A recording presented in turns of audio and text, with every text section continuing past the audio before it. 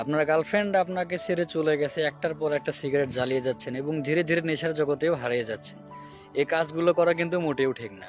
একটা কথা সবসময় মনে রাখবেন, উপরওয়ালা যা কিছুই করে মানুষের মঙ্গলের জন্যই করে। আপনি যে মেয়েটাকে মন থেকে ভালোবাসতেন, কখনো কি ভেবে দেখেছিলেন সে আপনাকে মন থেকে ভালোবাসে কিনা? নিশ্চয়ই সে আপনাকে কখনোই মন থেকে ভালোবাসেনি।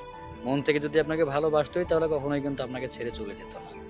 আর যে মেয়েটা আপনাকে কখনোই মন থেকে ভালোবাসেনি, তার জন্য যে আপনি এত কিছু করে নিজের জীবনটাকে নষ্ট করে দিবেন, এর কোনো প্রশ্নই আসে না। কি এমন যোগ্যতা সেই ছেলেটির মধ্যে সে খুঁজে পেয়েছে যার কারণে সে আপনাকে ছেড়ে চলে গেছে?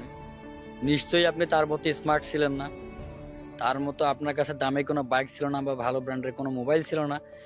আপনি তাকে ভালো মন্দ কোথাও খাওয়াতে পারেন নাই, ঘুরতে নিয়ে যেতে পারেন নাই, এর জন্যই হয়তো সে আপনাকে ছেড়ে চলে গেছে। তো আপনি কিভাবে এগুলো করতেন? আপনি তো ভাই বাপের হোটেলে থাকেন বেকার, আপনাকে দিয়ে তো আর এগুলো সম্ভব না।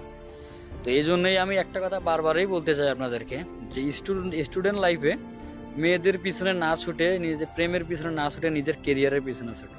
নিজের কেরিয়ারটাকে যত সুন্দরভাবে তৈরি করতে পারবে তত তোমারই পক্ষেই লাভ, ভবিষ্যতেও লাভ, সব দিক দিয়ে লাভ। নিজের কেরিয়ারটাকে যখন সুন্দরভাবে তৈরি করতে পারবে, তখন শুধু একটা মেয়ে না, হাজারটা মেয়ে তোমার পিছনে লাইন ধরে থাকবে। তখন সেখান থেকেই তোমার যেই মেয়েটাকে পছন্দ হয়, যাকে তোমার সঠিক লাইফ পার্টনার মনে হয়, তাকেই তুমি চয়েস করে নিয়ে বাকি জীবনটা সুন্দর অনায়াসে কাটাতে পারবে।